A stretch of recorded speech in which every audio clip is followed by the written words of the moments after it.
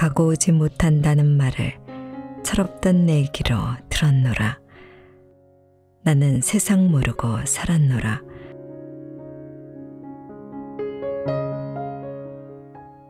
안녕하세요. 칠기존날입니다. 삶이 외롭고 허무하게 느껴질 때 마주하는 시 한 편은 누군가의 괜찮다라는 말보다 더 깊고 진한 위로를 줍니다. 한 줄 한 줄 읽을 때마다 바쁜 일상에 매몰돼 있던 생각과 감정의 확장을 모든 것이 넘쳐나는 과잉의 시대에서 가장 짧은 문학이라는 성격 그 자체로 보여주는 덜어냄의 미학을 선사합니다. 물질적 풍요를 약속하는 것도 아니며 세상을 바꾸지도 못하지만 무엇을 해야 할지 더 이상 알 수 없을 때 비로소 진정한 무엇인가를 할 수 있다고 절망 속에서도 희망을 속삭여주고 산산조각이 나면 산산조각으로 살아갈 수 있다고 망가지고 부서진 채로도 살아갈 수 있음을 나지막히 읊조리는 유일한 언어입니다. 오늘 소개할 책은 절제 언어가 전하는 깊고 짙은 울림, 삶의 시가 없다면 너무 외롭지 않을까요? 입니다. 이 책은 시인이자 문학평론가인 저자 장석주가 흔들리는 어른들에게 꼭 필요한 77편의 명시를 담은 책입니다. 김소월, 윤동주, 에밀리 디킨슨, 칼릴 지브란, 메리 올리버 등 전 세대가 추앙하는 작품을 정성껏 가려뽑고 저자의 사색과 통찰이 더해진 글을 더해 독자의 이해를 돕고 있습니다. 저자가 사랑하고 추앙하던 시, 이것은 인생 수업이자 마음의 기쁨을 위한 것이고 이제껏 겪지 못한 놀라움입니다. 자, 그럼 지금부터 잠시 책 속으로 들어가 보겠습니다. 오늘도 책 읽기 좋은 날과 함께 좋은 시간 보내세요. 구독, 좋아요, 사랑합니다.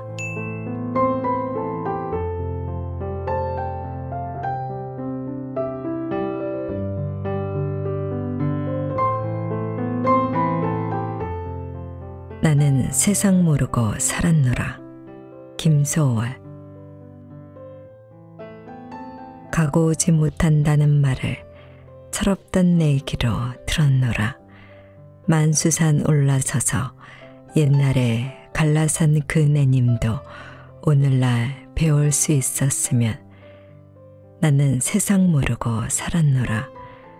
고락에 겨운 내 입술로는 같은 말도 조금 더 영리하게 말하게도 지금은 되었건만 오히려 세상 모르고 살았으면 돌아서면 무심타는 말이 그 무슨 뜻인 줄을 알았으랴. 제석산 붓는불은 옛날에 갈라선 그 내님의 무덤에 풀이라고 태웠으면.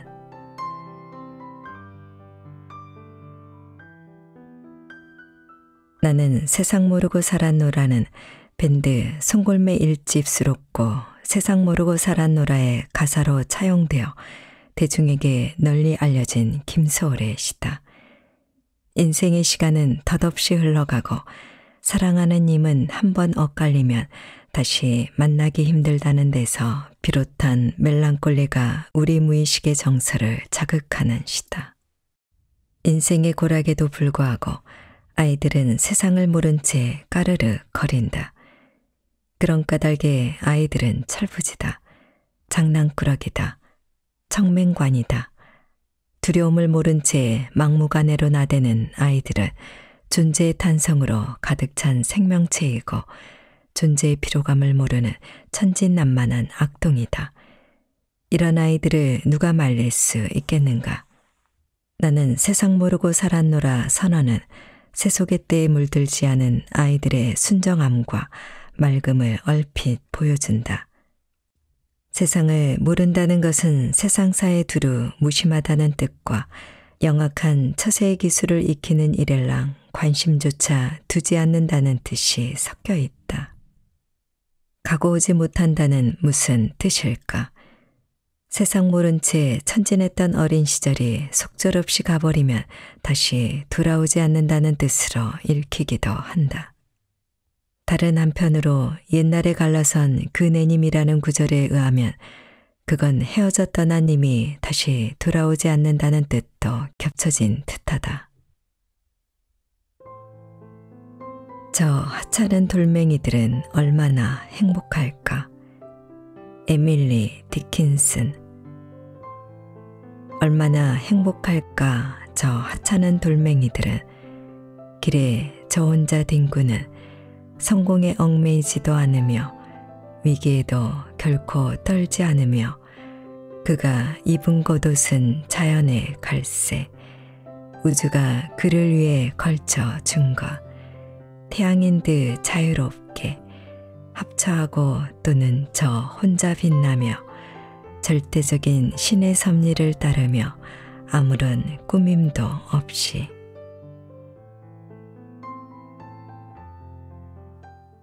에밀리 디킨슨은 19세기에 활동한 미국 시인이다. 평생 결혼도 하지 않은 채 은둔 생활을 한 것으로 유명하다. 디킨슨이 과도한 대인 기피 증세를 보인 데는 여러 이유가 복합적으로 얽혀 있다. 시력이 나빠진 것, 신경증을 앓는 어머니를 돌봐야 하는 책임, 종교 문제, 아버지의 고루한 사고방식 등의 영향으로 짐작된다. 디킨슨은 자신을 북극광처럼 빛나는 존재로 아끼던 오티스 로드 판사의 죽음에 낙담하고 세상과 담을 쌓고 지내다가 1886년 5월 15일, 55년 5개월 5일이라는 삶을 마치고 조용히 눈을 감는다.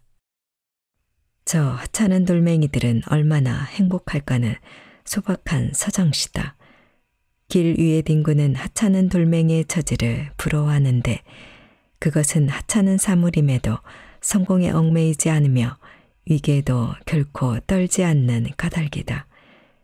돌멩이를 감싼 외투는 자연의 갈색이고 그것은 돌멩이와 매우 잘 어울린다. 그리고 돌멩이는 어디에 있든지 태양인 듯 자유롭고 저 혼자 빛난다. 19세기 미국에서 여성으로 산다는 것에 어려움을 나는 잘 알지 못한다.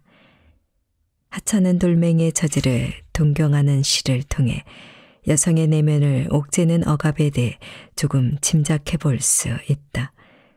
더 많은 자유와 행복을 누리고 더 큰 존재감을 뽐내려는 한 여성의 시인의 갈망은 고압적인 시대가 쉬 허락하지 않았을 테다. 이 짧은 서정시 속에는 시대의 억압을 송곳처럼 뚫고 나아가려는 시인의 무의식적인 욕망이 숨길 수 없이 드러난다.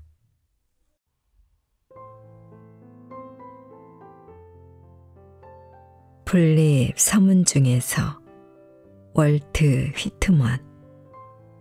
인생은 당신이 배우는 대로 형성되는 학교이다. 당신의 현재 생활은 책 속의 한 장에 지나지 않는다. 당신은 지나간 장들을 썼고 뒤의 장들을 써나갈 것이다. 당신이 당신 자신의 저자이다. 사람이 자기 조국을 사랑하는 것은 자연스러운 일이다. 그러나 왜 국경에서 멈추는가? 모든 사람이 볼 수 있도록 당신의 사상을 하늘 위에 불로 새겨놓은 것처럼 그렇게 사고하라. 진실로 그렇게 하라. 온 세상이 단 하나의 귀만으로 당신의 말을 들으려고 하는 듯이 그렇게 하라. 진실로 그렇게 하라.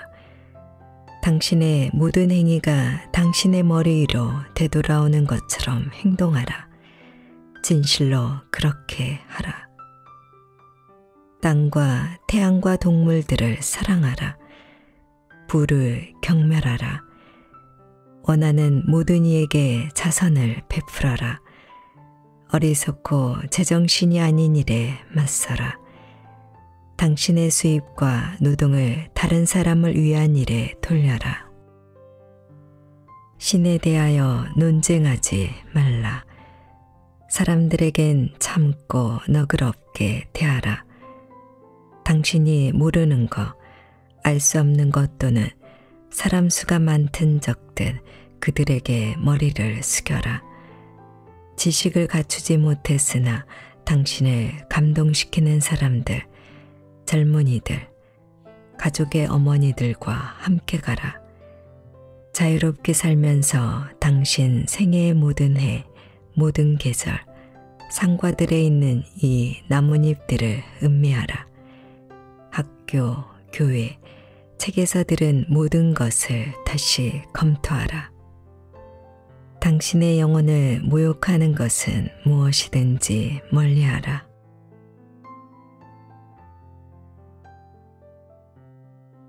왜 휘트먼의 플립을 그토록 좋아했을까?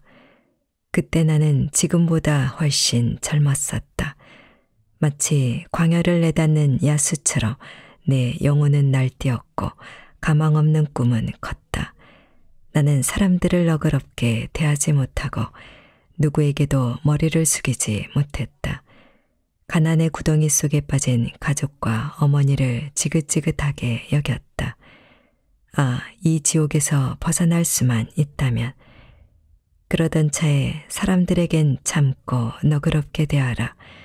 당신이 모르는 것, 알 수 없는 것 또는 사람 수가 많든 적든 그들에게 머리를 숙여라. 지식을 갖추지 못했으나 당신을 감동시키는 사람들, 젊은이들, 가족의 어머니들과 함께 가라 라는 시를 읽었다. 뒤통수를 한 대 얻어맞은 듯 멍했다. 내 무지몽매함을 깨지는 못했지만 나는 겸손해지기로, 조금 더 고분고분해지기로 마음을 먹었다. 플립은 삶의 풍부한 경험에서 우러나오는 인생의 지혜를 담고 있다. 나는 이 시집을 가장 위대한 시집 중 하나로 꼽는데 주저하지 않는다. 그만큼 다시 읽고 싶어지는 시집이다. 휘트먼의 시적 통찰은 이 장시에서 빛난다. 그는 진실을 옹호하고 악에 용기 있게 맞서라고 한다. 땅과 태양과 동물들을 사랑하라. 불을 경멸하라. 이 확고한 지혜는 다 어디에서 왔는가? 자유롭게 살면서 당신 생애의 모든 해, 모든 계절, 상과들에 있는 이 나뭇잎들을 음미하라. 그렇다. 이것은 자연에서, 사람들 사이의 부대낌 속에서, 그리고 우리 본성의 깊은 데서 나온 지혜의 목소리다.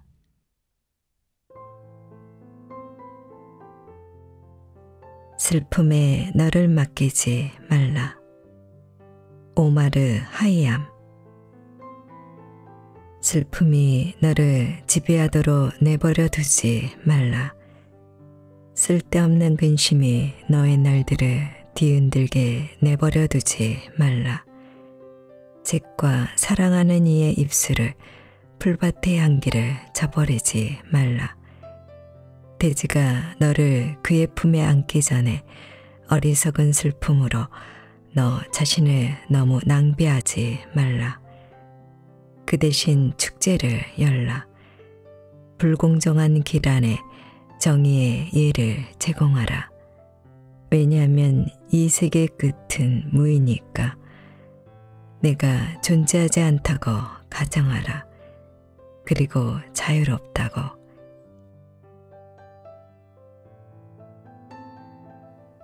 어린 시절부터 이런저런 충고를 많이 들었다. 어른들은 내게 이렇게 살아라, 저렇게 살아라 참견했다. 나는 그런 충고를 고분고분 듣기보다는 반항하고 붕괴했다. 내가 성질이 고약했던 탓이다. 본디 살이 되고 피가 되는 충고는 약처럼 쓰기 마련이다. 인생을 낭비하지 말라는 게 이 시의 전언이다. 젊은 시절엔 왜 인생을 낭비하지 말아야 하는지를 모른다. 그랬으니 시간을 흥청망청 탕진해버리고 말았다. 살아보니 어리석은 슬픔이나 근심에 휘둘리는 것은 인생을 사는데 하등 도움이 되질 않는다는 걸 알겠다. 이제는 슬픔이 나를 지배하도록 내버려 두지 않겠다. 쓸데없는 근심이 나의 날들을 흔들고 삼키도록 지켜보기만 하지 않을 테다. 무엇보다도 잭과 연인의 키스, 풀밭의 향기를 가슴에 품고 살리라. 살아있음을 축제로 여기며 삶의 끝이 무임을 잊지 않으리라. 내 안에서 흘러나오는 어린 짐승의 목소리를 따르리라. 남이 건네는 충고보다는 내 뜻에 따라 자유롭게 살리라.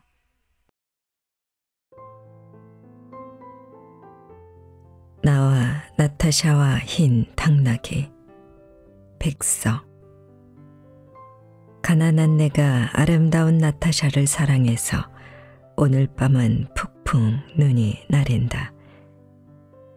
나타샤를 사랑은 하고 눈은 푹푹 날리고 나는 혼자 쓸쓸히 앉아 소주를 마신다. 소주를 마시며 생각한다. 나타샤와 나는 눈이 푹푹 쌓이는 밤 흰 당나귀 타고 산골로 가자. 출출이 우는 깊은 산골로가 마가리에 살자. 눈은 푹푹 나리고 나는 나타샤를 생각하고 나타샤가 아니올 리 없다. 언제 벌써 내 속에 고조곤이 와 이야기한다. 산골로 가는 것은 세상한테 지는 것이 아니다.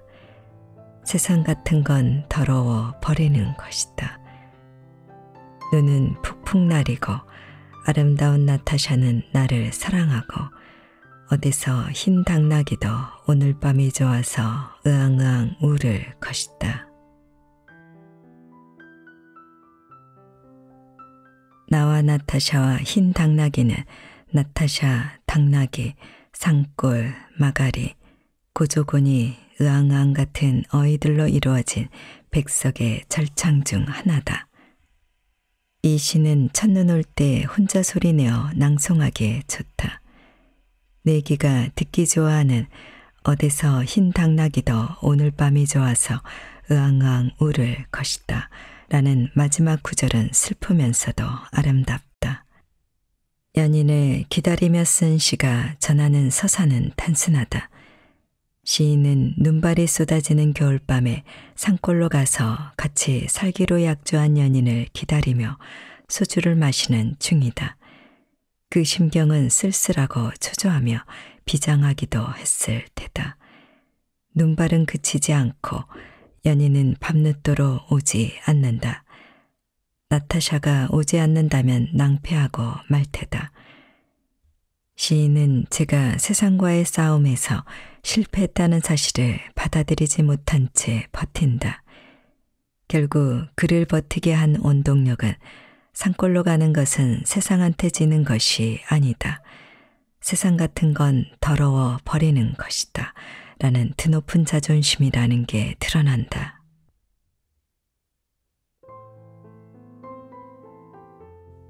내 마음을 아실 이. 김영랑. 내 마음을 아실리. 내 혼자 마음 날같이 아실리. 그래도 어디나 계실 것이면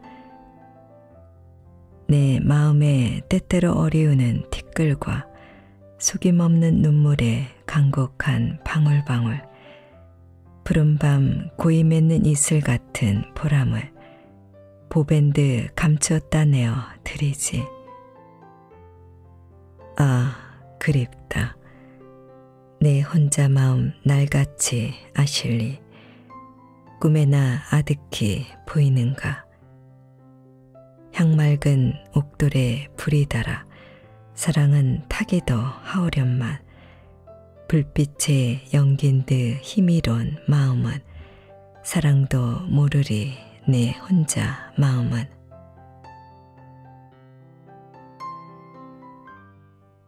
누군가를 사랑하는 마음은 저 혼자 타오르는 마음이다. 불에 댄 듯 아프지만 그 고통은 달콤하기도 할 것이다. 숨을 넘어 한 사람을 연모하며 사랑이 무엇인지를 어렴풋이 알았다. 언제나 서나 마음에 둔 한 사람을 잊을 수 없었다. 공연히 설레고 공연히 슬퍼했다. 누구나 사랑에 빠지면 속수무책이다. 제 마음을 어쩌지 못하니 마음은 제멋대로 나대며 춤을 추는 것이다. 내 마음을 아시리는 사랑에 빠진 이의 마음을 정조준한다. 사랑에 빠진 마음이 향맑은 옥돌에 불이 달아 타오른다고 노래한다. 누군가를 혼자 사랑하는 마음은 저 깊은 산골짜기 오지같이 외로울 테다. 응달진 곳에도 봄볕이 누리를 데우면 꽃들이 피었다가 진다. 봄꽃은 저 멀리 있는 누군가를 향한 그리움이다.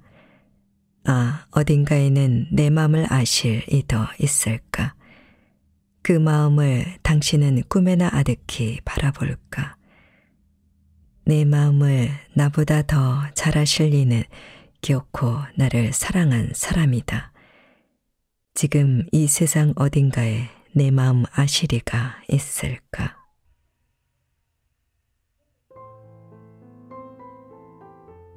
병원, 윤동주.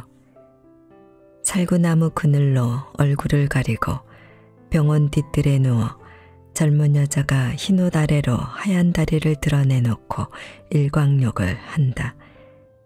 한나절이 기울도록 가슴을 앓는다는 이 여자를 찾아오느니 나비 한 마리도 없다.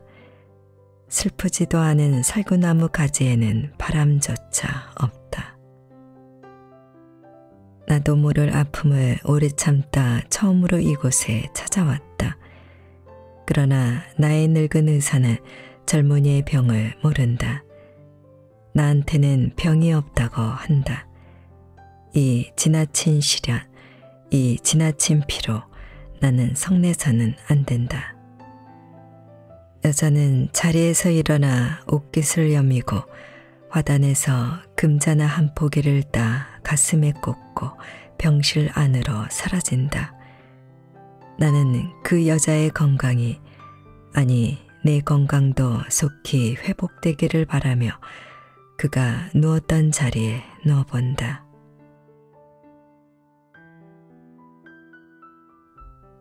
윤동주 시인 자신도 이 시를 아꼈던 것 같다. 어느 글에선가 병원을 제 첫 시집의 제목으로 점찍었다는 얘기를 언급했다.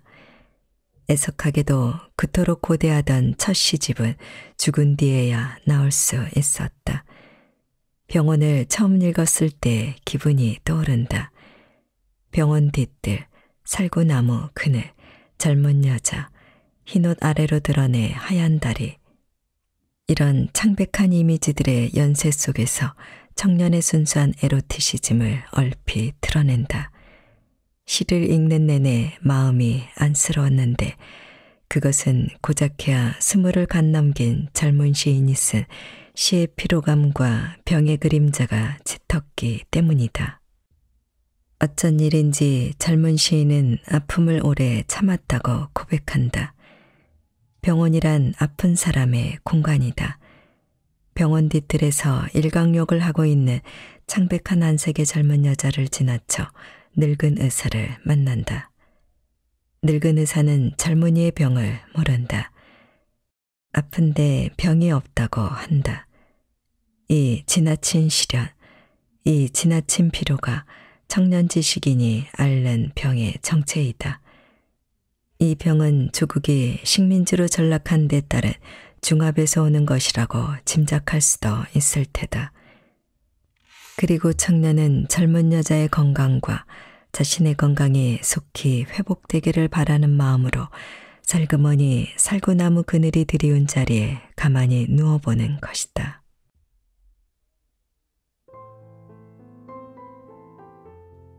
알 수 없어요. 한용운. 바람도 없는 공중에 수직의 파문을 내며 고요히 떨어지는 오동잎은 누구의 발자취입니까?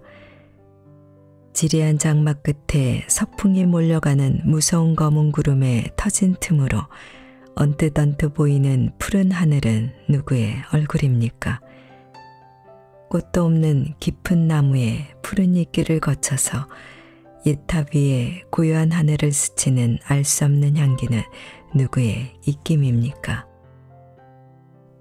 근원을 알지도 못할 곳에서 나서 돌뿌리를 울리고 가늘게 흐르는 작은 시내는 굽이굽이 누구의 노래입니까?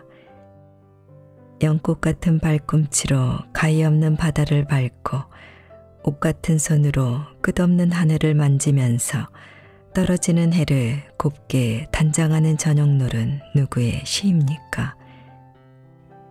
타고 남은 재가 다시 기름이 됩니다. 그칠 줄을 모르고 타는 나의 가슴은 누구의 밤을 지키는 약한 등불입니까? 아직 뼈가 굳어지기 전 어린 시절 공상에 빠지기를 좋아했다. 어른들이 없는 집을 종일 지키며 가보지 못한 세상에 사는 사람들을 떠올렸다. 미지를 생각하면 상상력은 알 수 없음.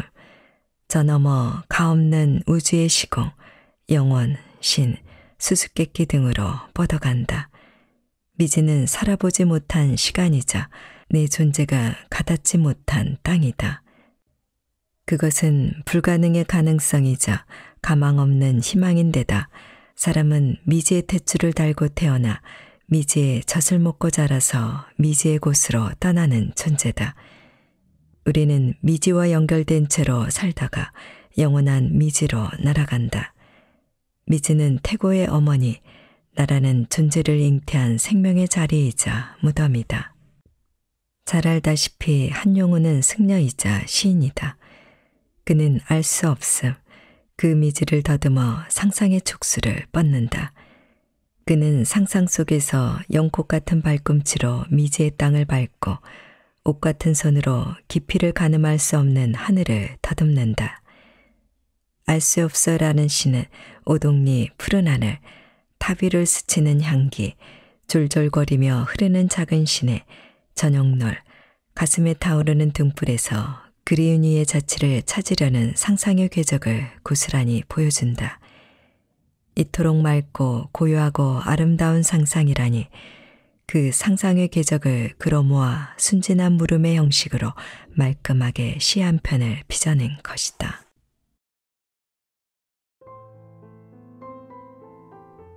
행복, 유치원. 사랑하는 것은 사랑을 받는 이보다 행복하나니라. 오늘도 나는 에메랄드빛 하늘이 환히 내다보는 우체국 창문 앞에 와서 너에게 편지를 쓴다. 행기를 향한 문으로 숱한 사람들이 제각기 한 가지씩 생각에 족한 얼굴로 와선 종총이 우표를 사고 전보지를 받고 먼 고향으로 또는 그리운 사람께로 슬프고 즐겁고 다정한 사연들을 보내나니 세상의 고달픈 바람결에 시달리고 나부끼어 더욱더 의지 삼고 피어 흥크러진 인정의 꽃밭에서 너와 나의 애틋한 연분도 한 방울 열련한 진홍빛 양귀비 꽃인지도 모른다. 사랑하는 것은 사랑을 받는 이보다 행복하나니라. 오늘도 나는 너에게 편지를 쓰나니 그리운이여 그러면 안녕. 설령 이것이 이 세상 마지막 인사가 될지라도 사랑하였으므로 나는 진정 행복하였네라.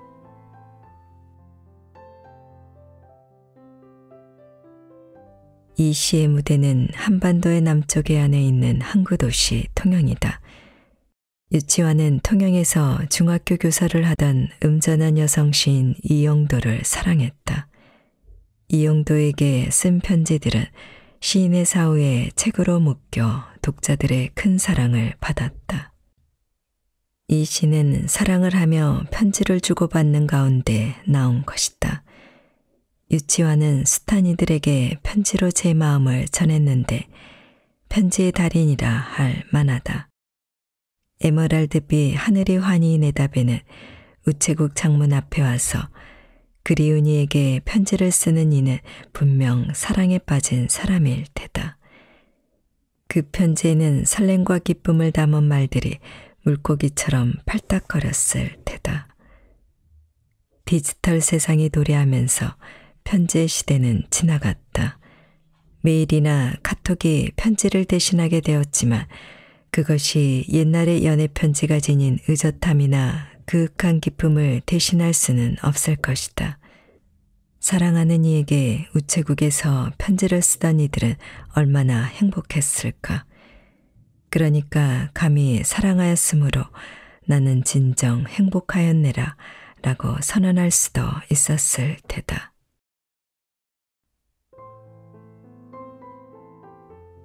밥, 장석주.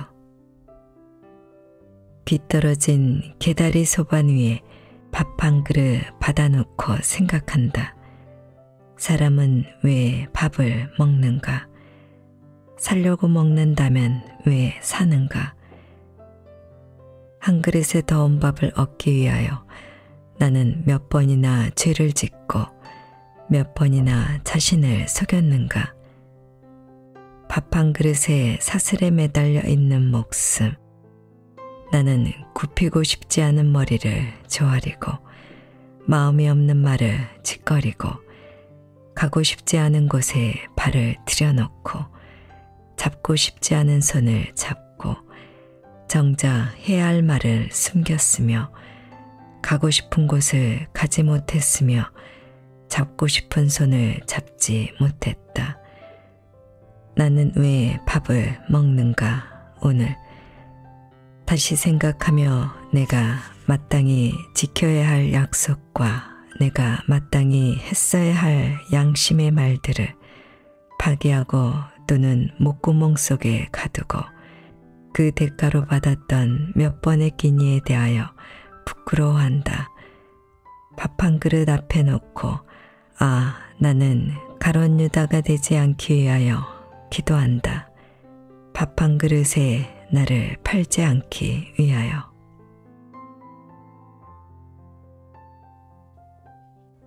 (1981년에) 출간한 시집 완전주의자의 꿈에 실린 시다. 밥은 20대 중반 내 생활 경험을 바탕으로 쓴 시로 생계를 꾸리는 일에 엄중함에 한껏 예민해진 마음을 엿보게 한다. 이 시를 쓸 때 가족을 부양하기 위해 생활전선에 뛰어들며 마주한 삶의 무게는 만만치 않았다. 호구지책을 위해 몸을 갈아 넣었어야만 했으니 자주 지쳤다. 은화 몇 냥의 유혹에 넘어가 예수를 팔아넘긴 가론 유다는 닮아서는 안 되는 반면교사였다. 밥 한 그릇 앞에서 느꼈던 고뇌와 수치심은 역설적으로 그 당시 내 젊음이 얼마나 도덕적으로 순진하고 치열했는가를 알게 한다. 밥은 생물학적으로 필요한 모든 것을 함축한다.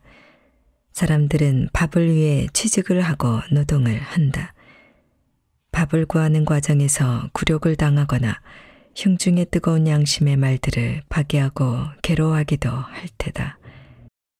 살기 위해 먹어야 하는 밥으로 인해 존재가 누추해지거나 너덜너덜해지는 일은 드물지 않은 일이다. 한 그릇의 더운 밥을 얻기 위하여 나는 몇 번이나 죄를 짓고 몇 번이나 자신을 속였는가 라는 식구는 통렬한 자기 반성을 뚫고 나온다. 그 시절 나는 밥 한 그릇이 내 입까지 오는 과정의 도덕적 정당성에 대해 꽤 깐깐하게 따졌던 모양이다.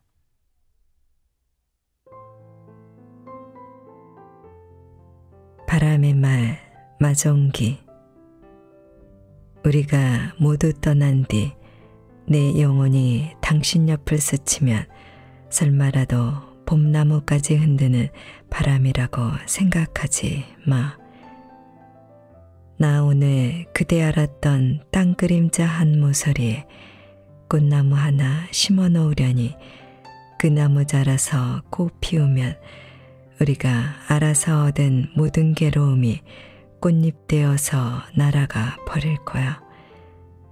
꽃잎 되어서 날아가 버린다.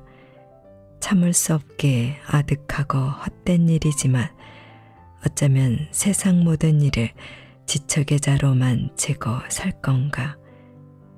가끔 바람 부는 쪽으로 귀 기울이면 착한 당신 피곤해져도 잊지 마.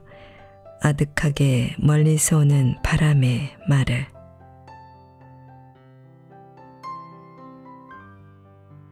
당신은 아득하게 멀리서 오는 바람의 말에 가슴 먹먹했던 적이 있는가? 당신과 헤어진 뒤 누구는 괴로워했을 테다. 아마도 그 사람은 눈멀고 김언 채로 바람의 말에 귀를 기울이는 습관을 품었을 테다. 그게 멀리서 보내는 당신의 기척이라고 믿었을지도 모른다. 꽃나무가 자라서 바람에 흔들릴 때도 그게 당신과 연관이 있다고 믿고 싶었을 테다. 지금도 무심코 바람이 부는 쪽으로 귀를 기울이고 싶어진다. 착한 당신 피곤해져도 잊지 마. 당신은 자꾸 내 귓가에 가만히 속삭인다. 뭘 잊지 말라는 부탁인가? 당신이 내 귓가에 속삭이는 아득하게 멀리서 오는 바람의 말이란 어떤 말일까?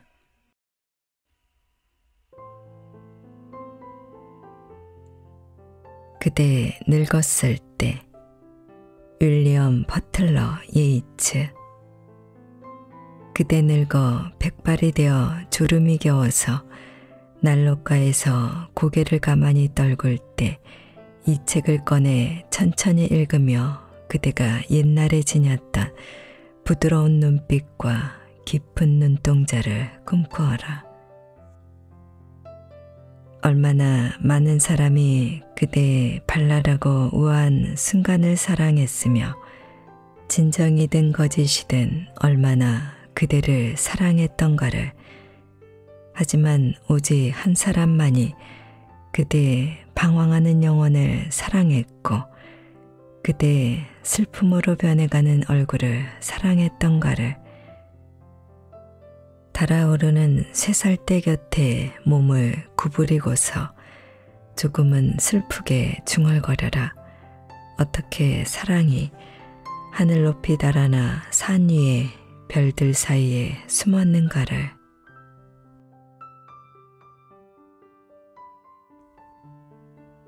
너도 나도 세월이 흐르면 늙는다. 이건 절대 부정할 수 없는 불변의 진리다. 노화는 선택할 수 있는 게 아니다. 누구나 늙음의 강변에 도달해 젊음의 뒤안길을 돌아보리라. 늙으면 흰머리가 생기고 근육량은 줄어든다. 그에 따라 외부 활동도 줄고 대인관계도 예전보다 협소해진다.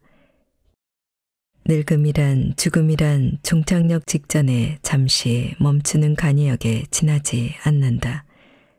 아니, 그보다 사상가 크리스티안 생제르의 말처럼 늙음이란 잔인한 간수이자 감옥일지도 모른다. 윌리엄 버틀러 예이츠는 늙은 여인이 난로가에 앉아서 졸음에 겨워하며 제 젊은 날을 슬프게 회고하는 모습을 그려낸다. 수려한 외모와 빛나는 눈빛은 사라지고 얼굴은 주름으로 가득하고 검은 머리는 백발로 변했다. 얼마나 많은 젊은이들이 우아하고 어여쁜 그녀의 미모에 반해 사랑을 고백했던가. 그 꽃다운 미모의 우아함과 그로 인해 누리던 영화는 흔적도 없이 사라졌다. 나이 들면서 사랑을 고백했던 젊은이들은 다 떠났다. 오직 한 사람만이 방황하는 그녀 곁에서 늙어가는 모습을 고스란히 지켜보았을 따름이다. 사랑과 젊음은 다 어디로 갔는가?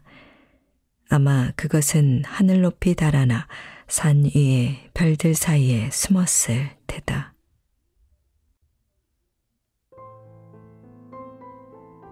부부, 한민복. 긴 상이 있다. 한 아름에 잡히지 않아 같이 들어야 한다. 좁은 문이 나타나면 한 사람은 등을 앞으로 하고 걸어야 한다. 뒤로 걷는 사람은 앞으로 걷는 사람을 읽으며 걸음을 옮겨야 한다. 잠시 허리를 펴거나 굽힐 때 서로 높이를 조절해야 한다. 다 온 것 같다고 먼저 탕하고 상을 내려놓았어도 안 된다. 걸음의 속도도 맞추어야 한다. 한 발 또 한 발. 시는 심상한 것에 심상치 않은 발견이다. 아무 발견도 머금지 못한 시라면 밋밋하고 무미한 말의 무더기일 테다. 무심히 지나치는 익숙한 것에서 낯선 사유를 끄집어내는 게 시인이다. 스프링처럼 탄력을 가진 상상력은 시인에게 사물의 발견자라는 지위를 부여할 수 있는 조건이다.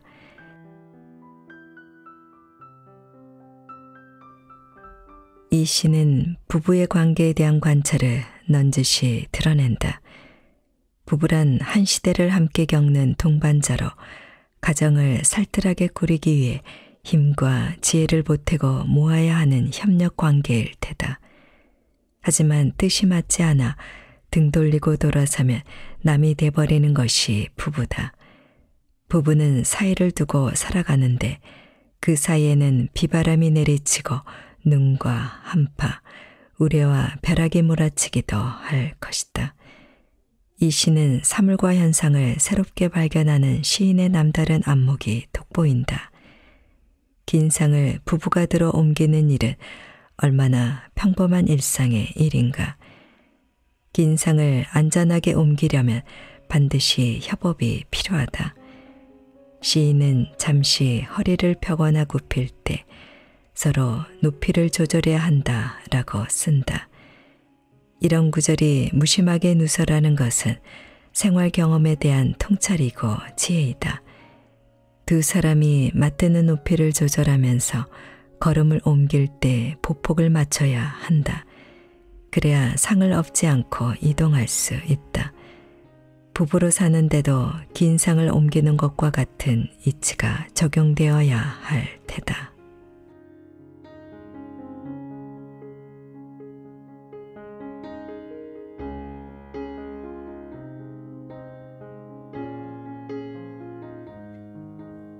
책 읽기 좋은 날 오늘은 여기까지입니다. 안전하고 포근한 시간 되세요. 사랑합니다.